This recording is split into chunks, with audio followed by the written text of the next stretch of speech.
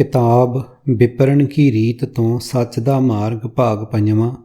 लेखक सरदार गुरबख्श सिंह काला अफगाना। चौथे कांड दा 12वां भाग। अड अड नावां दे 5 विकार। आवाज़ गुरजंट सिंह रूपवाली। वाहिगुरू जी का खालसा वाहिगुरू जी की फतेह। पूरी तरह समझ सकण दी सौख लई सारियां संबंधित विषयां दे गुरु शब्दां नूं अड अड करके अर्थां समेत लिखिया गया है। पहला जरूरी विषा 5 ਕਾਮ, ਕ੍ਰੋਧ, ਲੋਭ, ਮੋਹ ਅਤੇ ਹੰਕਾਰ ਦਾ ਹੈ। ਇਹਨਾਂ ਪੰਜਾਂ ਦੇ ਪ੍ਰਭਾਵ ਵਿੱਚ ਆ ਕੇ ਜੀਵ ਜਨਮ ਮਰਨ ਦੇ ਗੇੜ ਵਿੱਚ ਪਿਆ ਧੱਕੇ ਖਾ ਰਿਹਾ ਹੈ।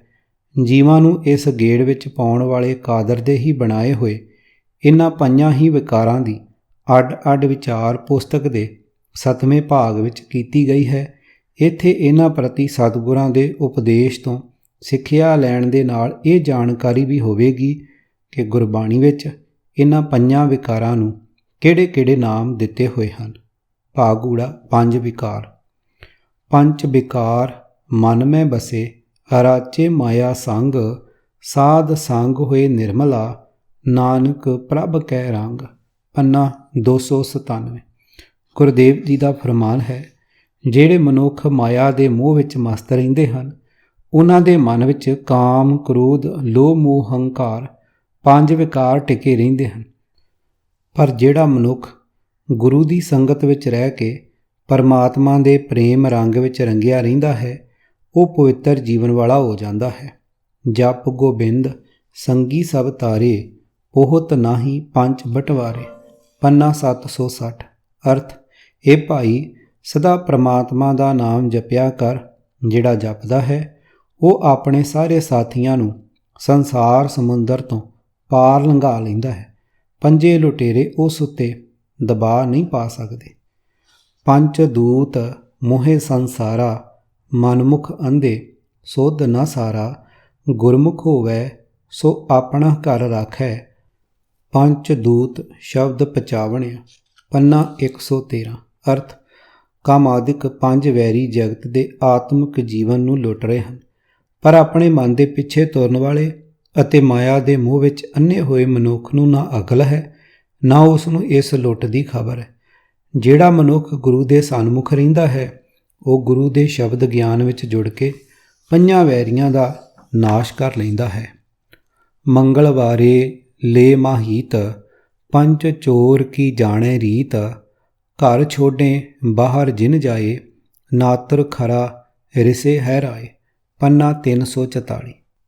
ਅਰਥ, ਹਰੀ ਦੇ ਗੁਣ ਬਾਰ-ਬਾਰ ਗਾ ਕੇ ਮਨੁੱਖ ਆਪਣੇ ਮਨ ਦੇ ਦੁਆਲੇ ਸਿਫਤ ਸਲਾਹ ਦਾ ਮਨ ਕਿਲ੍ਹਾ ਬਣਾ ਲੈਂਦਾ ਹੈ।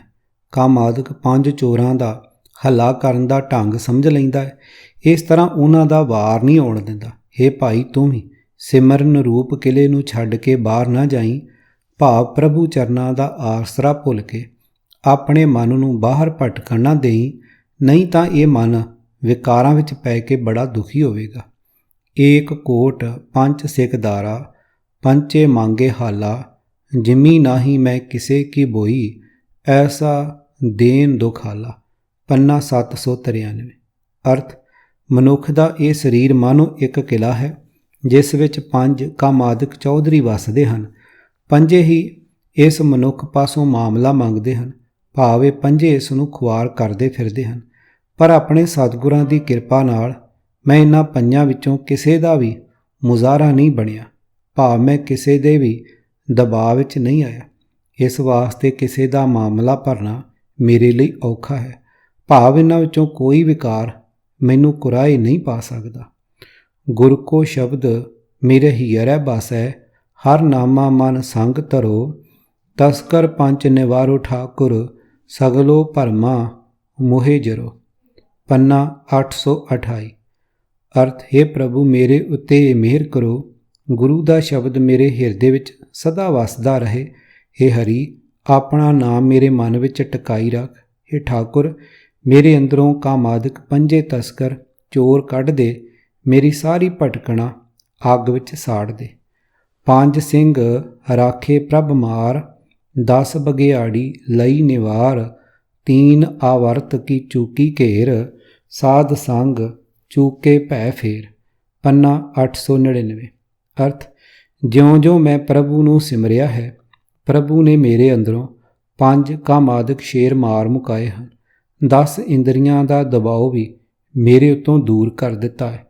ਮਾਇਆ ਦੇ 3 ਗੁਣਾਂ ਦੀ ਘੁੰਮਣ ਘੇਰੀ ਦਾ ਚੱਕਰ ਵੀ ਮੁੱਕ ਗਿਆ ਹੈ।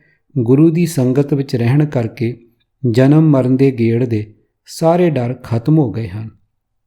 ਅੰਤਰ 5 ਅਗਨ ਕਿਉਂ ਧੀਰਜ ਧੀਜੈ, ਅੰਤਰ ਚੋਰ ਕਿਉਂ ਸਾਧ ਲਹੀਜੈ, ਗੁਰਮੁਖ ਹੋਏ ਕਾਇਆ ਗੜ ਲੀਜੈ।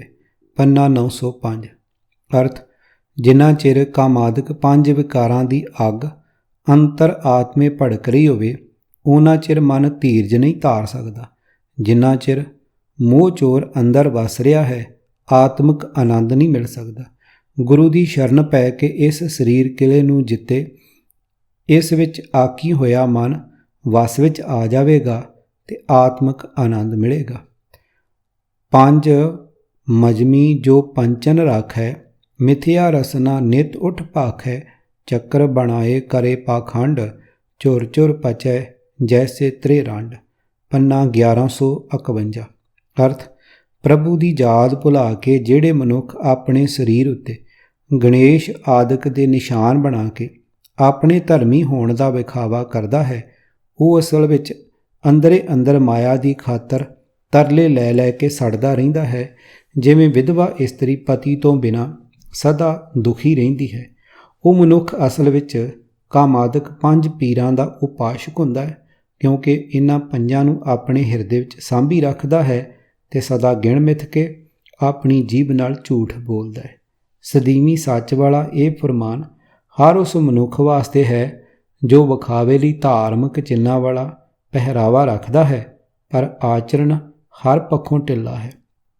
ਪੰਜੇ ਬੱਦੇ ਮਹਾਬਲੀ ਕਰ ਸੱਚਾ ਢੋਵਾ, ਆਪਣੇ ਚਰਨ ਜਪਾਇਨ ਵਿੱਚ ਦਈ ਖੜੋਵਾ, ਰੋਗ ਸੋਗ ਸਭ ਮਿਟ ਗਏ ਨਿਤ ਨਵਾਂ ਨਰੋਵਾ, ਦਿਨ ਰੈਣ ਨਾਮ ਤੇ ਆਇਂਦਾ ਫਿਰ ਪਾਏ ਨਾ ਮੋਵਾ, ਜਿਸ ਤੇ ਉਪਜਿਆ ਨਾਨਕਾ ਸੋਈ ਫਿਰ ਹੋਵਾ। ਪੰਨਾ 1193। ਕਬੀਰ ਐਸਾ ਕੋਈ ਨਾ ਜਨਮਿਓ, ਆਪਣੇ ਘਰ ਲਾਵੇ ਆਗ, ਪਾਂਚੋਂ ਲੜਕਾ ਜਾਰ ਕੈ ਰਹੇ ਰਾਮ ਲਿਵ ਲਾਗ। ਪੰਨਾ 1366। ਅਰਥ, ਹੈ ਕਬੀਰ, ਜਗਤ ਵਿੱਚ ਅਜਿਹਾ ਕੋਈ ਵਿਰਲਾ ਹੀ ਮਿਲਦਾ ਹੈ ਜੋ ਆਪਣੇ ਸਰੀਰਕ ਮੋਹ ਨੂੰ ਸਾੜਦਾ ਹੈ ਤੇ ਕਾਮਾਦਿਕ ਮਾਇਆ ਦੇ 5 ਹੀ ਪੁੱਤਰਾਂ ਨੂੰ ਸਾੜ ਕੇ ਪਰਮਾਤਮਾ ਦੀ ਯਾਦ ਵਿੱਚ ਸੁਰਤ ਜੋੜੀ ਰੱਖਦਾ ਹੈ। ਭਾਗੜਾ 5 ਗਿਆਨ ਇੰਦਰੇ, ਏਕਾ ਸੰਗਤ ਇਕਤ ਗ੍ਰਹਿ ਬਸਤੇ, ਮਿਲ ਬਾਤ ਨ ਕਰਤੇ ਭਾਈ, ਏਕ ਬਸਤ ਬਿਨ ਪੰਚ ਦੁਹੇਲੇ, ਉਹ ਬਸਤ ਅਗੋਚਰ ਠਾਈ, ਜਿਨ ਕੇ ਬੰਧਨ ਕਾਟੇ ਸਤਿਗੁਰ, ਤਿਨ ਸਾਧ ਸੰਗਤ ਲਿਵ ਲਾਈ, ਪੰਚ ਜਨਾ ਮਿਲ ਮੰਗਲ ਗਾਇਆ, ਹਰ ਨਾਨਕ ਭੇਦ ਨ ਪਾਈ। ਪੰਨਾ 205। ਅਰਥ, ਆਤਮਾ ਅਤੇ ਪਰਮਾਤਮਾ ਦੀ ਇੱਕੋ ਹੀ ਸੰਗਤ ਹੈ। ਦੋਵੇਂ ਇੱਕ ਹੀ ਹਿਰਦੇ ਘਰ ਵਿੱਚ ਵਸਦੇ ਹਨ, ਪਰ ਆਪ ਵਿੱਚ ਮਿਲ ਕੇ ਕਦੇ ਗੱਲ ਨਹੀਂ ਕਰਦੇ। ਇੱਕ ਨਾਮ ਪਦਾਰਥ ਤੋਂ ਬਿਨਾਂ ਜੀਵ ਦੇ 5 ਹੀ ਗਿਆਨ ਇੰਦਰੇ ਦੁਖੀ ਰਹਿੰਦੇ ਹਨ।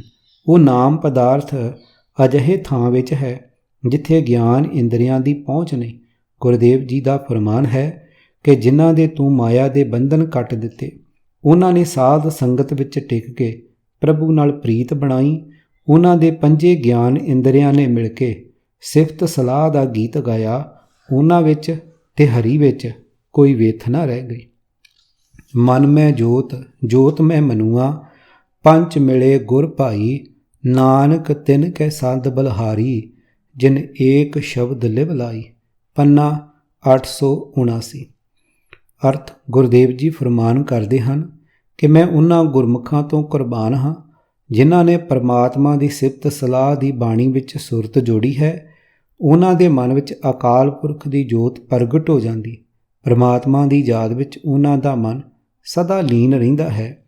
ਉਹਨਾਂ ਦੇ 5 ਗਿਆਨ ਇੰਦਰੇ ਇੱਕੋ ਇਸ਼ਟ ਵਾਲੇ ਹੋ ਕੇ ਭਟਕਣੋਂ ਹਟ ਜਾਂਦੇ ਹਨ। ਮੁੰਦਰਾਂ ਤੇ ਘਟ ਭੀਤਰ ਮੁੰਦਰਾਂ, ਕਾਇਆ ਕੀਜੇ ਖਿੰਦਾਤਾ, ਪੰਚ ਚੇਲੇ ਵਸ ਕੀਜੇ ਰਾਵਲ, ਇਹ ਮਨ ਕੀਜੇ ਡੰਡਾਤਾ। ਪੰਨਾ 155। ਅਰਥ, हे ਰਾਵਲ, ਆਪਣੇ ਸਰੀਰ ਦੇ ਅੰਦਰ ਹੀ ਮੰਦੀਆਂ ਵਾਸ਼ਨਾ ਨੂੰ ਰੋਕ। ਇਹ ਹਨ ਅਸਲ ਮੁੰਦਰਾਂ। ਸਰੀਰ ਨੂੰ ਨਾਸ਼ਵੰਤ ਸਮਝ ਇਹ ਯਕੀਨ ਨੂੰ ਗੋਦੜੀ ਬਣਾ। ਹੇ ਰਾਵਲ, ਤੁਸੀਂ ਹੋਰਨਾਂ ਨੂੰ ਚੇਲੇ ਬਣਾਉਂਦੇ ਹੋ, ਆਪਣੇ ਪੰਜੇ ਗਿਆਨ ਇੰਦਰੀਆਂ ਨੂੰ ਵਸ ਵਿੱਚ ਕਰੋ। ਚੇਲੇ ਬਣਾਓ, ਆਪਣੇ ਮਨ ਨੂੰ ਡੰਡਾ ਬਣਾਓ ਤੇ ਲੱਕੜ ਦੇ ਡੰਡੇ ਦੇ ਥਾਂ ਮਨ ਨੂੰ ਡੰਡਾ ਬਣਾਓ। ਭਾਵ ਜਿਵੇਂ ਡੰਡਾ ਹੱਥ ਵਿੱਚ ਕਾਬੂ ਕੀਤਾ ਹੁੰਦਾ ਹੈ, ਉਵੇਂ ਹੀ ਮਨ ਨੂੰ ਕਾਬੂ ਵਿੱਚ ਰੱਖੋ। ਸੁਕਰਤ ਸਹਾਰੇ ਸੋ ਇਹ ਬ੍ਰਤ ਚੜ੍ਹੈ, ਅਨ ਦਿਨ ਆਪ ਸਿਉ ਲੜੇ। ਸੁਰਖੀ ਪਾਂਚੋਂ ਰਾਖੈ ਸਭੈ, ਤਉ ਦੂਜੀ ਦ੍ਰਿਸ਼ਟ ਨ ਪੈਸੇ ਕਭੈ। ਪੰਨਾ 344। ਅਰਥ, ਬਾਰ-ਬਾਰ ਗੁਰੂ ਦੇ ਗੁਣ ਗਾ ਕੇ ਮਨੁੱਖ ਇਹ ਸਿਫਤ ਸਲਾਹ ਦੀ ਨੇਕ ਕਮਾਈ ਨੂੰ ਆਪਣੇ ਜੀਵਨ ਦਾ ਸਹਾਰਾ ਬਣਾ ਲੈਂਦਾ ਹੈ ਅਤੇ ਇਸ ਔਖੀ ਘਾਟੀ ਉੱਤੇ ਚੜ੍ਹਦਾ ਹੈ ਕਿ ਹਰ ਵੇਲੇ ਆਪਣੇ ਆਪ ਨਾਲ ਲੜਾਈ ਕਰਦਾ ਹੈ, ਭਾਵ ਆਪਣੇ ਮਨ ਨੂੰ ਮੁੜ-ਮੁੜ ਵਿਕਾਰਾਂ ਵੱਲੋਂ ਰੋਕਦਾ ਹੈ। ਪੰਜਾਂ ਹੀ ਗਿਆਨ ਇੰਦਰੀਆਂ ਨੂੰ ਵਸ ਵਿੱਚ ਰੱਖਦਾ ਹੈ ਤਾਂ ਕਿਸੇ ਉੱਤੇ ਵੀ ਕਦੇ ਉਸ ਦੀ ਮੇਰ ਤੇਰ ਦੀ ਨਿਗਾਹ ਨਹੀਂ ਪੈਂਦੀ। ਕੂਟਾ ਏਕ ਪੰਚ ਪਨਹਾਰੀ, ਟੂਟੀ ਲਾਜ ਭਰੇ ਮਤ ਹਾਰੀ। ਕਹੋ ਕਬੀਰ ਇੱਕ ਬੁੱਧ ਵਿਚਾਰੀ, ਨਾ ਉਹ ਕੁਅਟਾ ਨਾ ਪਨਿਹਾਰੀ। ਪੰਨਾ 325। ਗੁਰ ਸਾਗਰੋ ਰਤਨਾਗਰ, ਤਿਤ ਰਤਨ ਕਣੇਰੇ ਰਾਮ। ਕਰ ਮਜਨੋ ਸਬਤ ਸਰੇ, ਮਨ ਨਿਰਮਲ ਮੇਰੇ ਰਾਮ। ਨਿਰਮਲ ਜਲ ਨਾਏ, ਜਾਂ ਪ੍ਰਭ ਪਾਏ, ਪੰਚ ਮਿਲੇ ਵਿਚਾਰੇ। ਕਾਮ ਕ੍ਰੋਧ ਕਪਟ ਬਿਖਿਆ ਤਜ, ਸਚ ਨਾਮ ਉਰ ਤਾਰੇ। ਹਉਮੈ ਲੋਭ ਲਹਿਰ ਲਭ ਥਾਕੇ, ਪਾਹੇ ਦੀਨ ਦਇਆਲਾ। ਨਾਨਕ ਗੁਰ ਸਮਾਨ ਤੀਰਥ ਨਹੀਂ ਕੋਈ, ਸਾਚੇ ਗੁਰ ਗੋਪਾਲਾ। ਪੰਨਾ 437। ਤਰਵਰ ਕਾਇਆ ਪੰਖ ਮਨ, ਤਰਵਰ ਪੰਖੀ ਪੰਚ। ਤਤ ਚੁਗੇ ਮਿਲ ਏਕ ਸੇ, ਤਿਨ ਕੋ ਫਾਂਸ ਨ ਰੰਜ। ਉਡੇ ਤਾਂ ਬੇਗੁਲ ਬੇਗੁਲੇ, ਤਾਕੇ ਚੋਗ ਕਣੀ। ਪੰਖ ਟੁੱਟੇ ਫਾਹੀ ਪੜੀ, ਅਵਗਣ ਭੀੜ ਬਣੀ। ਬਿਨ ਸਾਚੇ ਕਿਉ ਛੁਟੀਏ, ਹਰ ਗੁਣ ਕਰਮ ਮਣੀ। ਆਪ ਛਡਾਏ ਛੁਟੀਏ, ਵੱਡਾ ਆਪ ਧਣੀ। ਗੁਰ ਪ੍ਰਸਾਦੀ ਛੁਟੀਏ, ਕਿਰਪਾ ਆਪ ਕਰੇ। ਆਪਣੇ ਹਾਥ ਵਡਿਆਈਆਂ, ਜੈ ਭਾਵੈ ਤੈਂਦੇ। ਪੰਨਾ 934। ਪੰਖੀ ਪੰਚ ਉਡਰ ਨਹੀਂ ਧਾਵੇਂ, ਸਫਲਿਓ ਬਿਰਖ ਅੰਮ੍ਰਿਤ ਫਲ ਪਾਵੇਂ। ਗੁਰਮੁਖ ਸਹਿਜ ਰਵੇ ਗੁਣ ਗਾਵੇ, ਹਰਸ ਚੋਗ ਚੁਗਾਏਂਦਾ। ਪੰਨਾ 1033।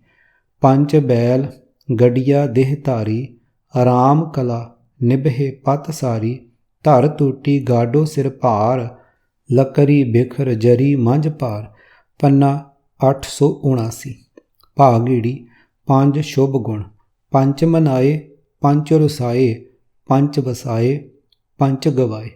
ਪੰਨਾ 430। ਅਰਥ, ਜਿਸ ਮਨੁੱਖ ਨੂੰ ਗੁਰੂ ਨੇ ਗਿਆਨ ਦੀ ਦਾਤ ਦਿੱਤੀ, ਉਸ ਮਨੁੱਖ ਨੇ ਆਪਣੇ ਸਰੀਰ ਨਗਰ ਵਿੱਚ ਸਤ, ਸੰਤੋਖ, ਦਇਆ, ਧਰਮ ਅਤੇ ਧੀਰਜ ਇਹ ਪੰਜੇ ਪ੍ਰਫੁੱਲਤ ਕਰ ਲਏ ਤੇ ਕਾਮਾਦਿਕ ਪੰਜੇ ਵਿਕਾਰ ਨਾਰਾਜ਼ ਕਰ ਲਏ। ਸਤ, ਸੰਤੋਖ ਆਦਿਕ ਪੰਜ ਆਪਣੇ ਸਰੀਰ ਨਗਰ ਵਿੱਚ ਵਸਾ ਲਏ ਤੇ ਪੰਜੇ ਵਿਕਾਰ ਕੱਢ ਦਿੱਤੇ। ਇਹ ਭਵਜਲ ਜਗਤ ਸ਼ਬਦ ਗੁਰ ਤਰੀਏ, ਅੰਤਰ ਕੀ ਦੁਬਦਾ ਅੰਤਰ ਜਰੀਏ। ਪੰਚ ਬਾਣ ਲੈ ਜਮ ਕੋ ਮਾਰੇ, ਗਗਨੰਤਰ ਧਣਖ ਚੜਾਇਆ। ਪੰਨਾ 1042। ਅਰਥ, ਗੁਰੂ ਦੇ ਸ਼ਬਦ ਵਿੱਚ ਜੁੜ ਕੇ ਇਸ ਸੰਸਾਰ ਸਮੁੰਦਰ ਤੋਂ ਪਾਰ ਲੰਘ ਸਕੀਦਾ ਹੈ। ਗੁਰੂ ਦੇ ਸ਼ਬਦ ਗਿਆਨ ਦੀ ਬਰਕਤ ਨਾਲ ਮਨੁੱਖ ਦੀ ਅੰਦਰਲੀ ਅਸ਼ਾਂਤੀ ਅੰਦਰ ਹੀ ਸੜ ਜਾਂਦੀ ਹੈ। ਉਹ ਮਨੁੱਖ ਆਪਣੇ ਚਿੱਤ ਆਕਾਸ਼ ਵਿੱਚ ਗੁਰੂ ਦੇ ਸ਼ਬਦ ਰੂਪ ਧਨਖ ਨੂੰ ਅਜਿਹਾ ਕੱਸਦਾ ਹੈ ਕਿ ਸਤ, ਸੰਤੋਖ, ਦਇਆ, ਧਰਮ ਅਤੇ ਧੀਰਜ ਦੇ ਪੰਜ ਤੀਰ ਲੈ ਕੇ ਜਮ ਨੂੰ, ਮੌਤ ਦੇ ਡਰ ਨੂੰ, ਆਤਮਕ ਮੌਤ ਨੂੰ ਮਾਰ ਲੈਂਦਾ ਹੈ। ਭਾਗ ਸੱਸਾ ਪੰਜ ਸ਼ਬਦ, ਵਾਜੇ ਪੰਜ ਸ਼ਬਦ ਤਿਤ ਘਰ ਸੁਭਾਗੈ। ਘਰ ਸੁਭਾਗੇ ਸ਼ਬਦ ਵਾਜੇ, ਕਲਾ ਜਿਤ ਕਰ ਧਾਰੀਆ। ਪੰਚ ਦੂਤ ਤੁਧ ਵਸ ਕੀਤੇ, ਕਾਲ ਕੰਟ ਕੁਮਾਰਿਆ। ਤੁਰ ਕਰਮ ਪਾਇਆ ਤੁਧ ਜਿਨ ਕੋ, ਸੇ ਨਾਮ ਹਰ ਕੈ ਲਾਗੇ। ਕਹੇ ਨਾਨਕ ਤਹ ਸੁਖ ਹੋਵਾ, ਤਿਤ ਘਰ ਅਨਹਦ ਵਾਜੇ। ਪੰਨਾ 917। ਪੰਚੇ ਸ਼ਬਦ ਅਨਾਹਦ ਬਾਜੇ, ਸੰਗੇ ਸਾਰੰਗ ਪਾਣੀ। ਕਬੀਰ ਦਾਸ ਤੇਰੀ ਆਰਤੀ ਕੀਨੀ, ਨਿਰੰਕਾਰ ਨਿਰਬਾਨੀ। ਪੰਨਾ 1350।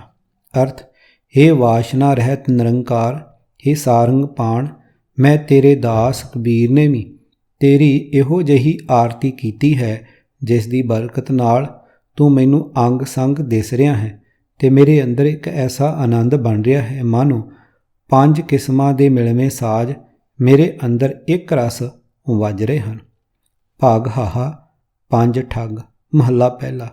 ਰਾਜ ਮਾਲ ਰੂਪ ਜਾਤ ਜੋਬਨ ਪੰਜੇ ਠੱਗ, ਇੰਨੀ ਠੱਗੀ ਜਗ ਠੱਗਿਆ ਕਿਨੇ ਨ ਰੱਖੀ ਲਾਜ। ਇਨਾ ਠੱਗਣ ਠੱਗ ਸੇ ਜੇ ਗੁਰ ਕੀ ਪੈਰੀ ਪਾਹੇ, ਨਾਨਕ ਕਰਮਾ ਬਾਹਰੇ ਹੋਰ ਕਿਤੇ ਮੁੱਠੇ ਜਾਹੇ। ਪੰਨਾ 1288। ਅਰਥ ਰਾਜ ਧਨ ਸੁੰਦਰਤਾ ਉੱਚੀ ਜਾਤ ਤੇ ਜਵਾਨੀ, ਇਹ ਪੰਜੇ ਹੀ ਮਾਨੋ ਠੱਗ ਹਨ। ਇਹਨਾਂ ਠੱਗਾਂ ਨੇ ਜਗਤ ਨੂੰ ਠੱਗ ਲਿਆ ਹੈ। ਜੋ ਵੀ ਇਹਨਾਂ ਦੇ ਅੱਡੇ ਚੜ੍ਹਿਆ ਕਿਸੇ ਨੇ ਇਹਨਾਂ ਤੋਂ ਆਪਣੀ ਇੱਜ਼ਤ ਨਹੀਂ ਬਚਾਈ। ਪਰ ਇਹਨਾਂ ਠੱਗਾਂ ਨੂੰ ਵੀ ਉਹ ਠੱਗ ਭਾਵ ਸਿਆਣੇ ਬੰਦੇ ਠੱਗ ਜਾਂਦੇ ਹਨ। ਭਾਵ ਉਹ ਸਿਆਣੇ ਬੰਦੇ ਇਹਨਾਂ ਦੀ ਚਾਲ ਵਿੱਚ ਨਹੀਂ ਆਉਂਦੇ ਜੋ ਸਤਿਗੁਰ ਦੀ ਸ਼ਰਨ ਆਉਂਦੇ ਹਨ। ਪਰ ਬੇਅੰਤ ਮੰਦਭਾਗੀ ਬੰਦੇ ਇਹਨਾਂ ਦੇ ਢਹੇ ਚੜ੍ਹ ਕੇ ਲੁੱਟੇ ਜਾ ਰਹੇ ਹਨ। 5 ਗਿਣਤੀ ਦੇ ਇੰਨੇ ਸ਼ਬਦ ਲਿਖਣ ਵਾਲੇ ਗੁਰਦੇਵ ਜੀ 6ਵੇਂ ਸਿੱਖ ਦੇ ਸੀਸ ਦੀ ਮੰਗ ਕਿਵੇਂ ਕਰਦੇ? ਭਾਈ ਗੁਰਦਾਸ ਜੀ। 5 ਗਿਣਤੀ। ਕਾਮ ਕ੍ਰੋਧ ਅਹੰਕਾਰ ਸਾਧ, ਲੋਭ ਮੋਹ ਦੀ ਜੋਹ ਮਿਟਾਈ, ਸਤ ਸੰਤੋਖ ਦਇਆ ਧਰਮ ਅਰਥ ਸਮਰੱਥ ਸੁਗਰਭ ਸਮਾਈ। ਪੰਜੇ ਤਤ ਉਲੰਘਿਆ 5 ਸ਼ਬਦ ਵੱਜੀ ਬਾਧਾਈ, ਪੰਜੇ ਮੁੰਦਰਾਂ ਵਸ ਕਰ ਪੰਚਾਇਣ ਹੋਏ ਦੇਸ ਦੁਹਾਈ। ਪਰਮੇਸ਼ਰ ਹੈ 5 ਮਿਲ ਲੇਖ ਆਲੇਖ ਨਾ ਕੀਮਤ ਪਾਈ, 5 ਮਿਲੇ ਪਰ ਪੰਚ ਤਜ ਅਨਹਦ ਸ਼ਬਦ ਸ਼ਬਦ ਲਿਵ ਲਾਈ, ਸਾਧ ਸੰਗਤ ਸੋਹਣ ਗੁਰ ਪਾਈ। ਸਿੱਖ ਨੂੰ ਕੇਵਲ ਇੱਕ ਨਿਰੰਕਾਰ ਦੇ ਪੁਜਾਰੀ ਬਣਾ ਕੇ ਕੇਵਲ ਇੱਕ ਆਗੂ ਦੀ ਜਥੇਦਾਰੀ ਵਿੱਚ ਰਹਿਣਾ ਸਿਖਾਉਣ ਆਏ ਸ੍ਰੀ ਗੁਰੂ ਨਾਨਕ ਨਿਰੰਕਾਰੀ ਜੀ ਨੇ ਦੂਜੇ ਸਰੂਪ ਤੋਂ ਆਰੰਭ ਹੋ ਕੇ 10ਵੇਂ ਸਰੂਪ ਤਾਈਂ ਆਪਣੇ ਥਾਂ ਗੁਰਿਆਈ ਦੀ ਪਦਵੀ ਦਾ ਮਾਲਕ ਕੇਵਲ ਇੱਕ ਹੀ ਚੁਣਨਾ ਸੀ। ਜਦ 10ਵੇਂ ਜਾਮੇ ਤੱਕ ਆਪਣੇ ਨਿਰੰਕਾਰ ਦੇ ਹੁਕਮ ਦੀ ਪਾਲਣਾ ਕਰ ਲਈ ਤਦ ਜਗਤ ਨੂੰ ਸੁਚੱਜੀ ਜੀਵਨ ਜੁਗਤ ਸਿਖਾਉਣ ਵਾਲੇ ਅਤੇ ਬ੍ਰਹਮ ਗਿਆਨ ਦੀ ਸਿੱਖਿਆ ਦੇ ਭੰਡਾਰ ਸ੍ਰੀ ਗੁਰੂ ਗ੍ਰੰਥ ਸਾਹਿਬ ਜੀ ਨੂੰ ਆਪਣੇ 10 ਸਰੂਪਾਂ ਦੀ ਜੋਤ ਦੀ ਮਾਲਕੀ ਸੌਂਪ ਦਿੱਤੀ। ਗੁਰਮਤਿ ਰਹਿਤ ਮਰਜ਼ਾਦਾ ਦੀ ਨਿਗਰਾਨੀ ਅਤੇ ਔਕੜਾਂ ਪੈਣ ਸਮੇਂ ਪੰਥ ਦੀ ਜਿਹੜੀ ਅਗਵਾਈ ਪੰਜ ਭੂਤਿਕ ਸਰੀਰ ਦੁਆਰਾ ਸਤਿਗੁਰ ਜੀ ਆਪ ਕਰਦੇ ਰਹੇ ਸਨ ਉਹ ਹੁਣ ਸ੍ਰੀ ਗੁਰੂ ਗ੍ਰੰਥ ਸਾਹਿਬ ਜੀ ਨਹੀਂ ਸਨ ਕਰ ਸਕਦੇ। ਇਸ ਲਈ ਪੰਥ ਨੂੰ ਗੁਰਗੱਦੀ ਦਾ ਭਾਈਵਾਲ ਬਣਾ ਕੇ ਗੁਰਮਤਿ ਅਤੇ ਗੁਰਮਤਿ ਮਰਜ਼ਾਦਾ ਦੀ ਸੰਭਾਲ ਕਰੀ ਰੱਖਣ ਦੀ ਜ਼ਿੰਮੇਵਾਰੀ ਸੌਂਪਣੀ ਸੀ।